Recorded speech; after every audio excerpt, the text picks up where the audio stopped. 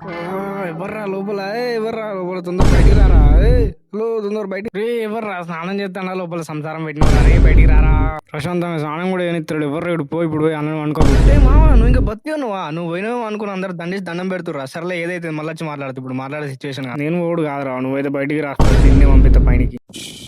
అమ్మ మామ నువ్వు బతికినవు చాలు రా రే ఏడున్నావు రా అయినా ఎట్లా బతుకుతావు నాకు తెలుసు ఎందుకంటే అక్కడ సిపిఆర్ వేసింది ఎవరు నేను కదా థ్యాంక్ యూ సో మచ్ రా అసలు నువ్వు లేకపోతే నేను బతికేటోనే కాదు లవ్ యూ రా అయ్యో దాందే ఉంది రా నిన్ను కాకపోతే ఇంకెవరిని కాపాడుకోలేవు నాకైనా నువ్వు కాకపోతే ఇంకెవరు అయినా సిపిఆర్ నాకు చికెన్ తో పెట్టిన విద్య లాంటిదిరా అవునా కొంచెం దగ్గర రా మామ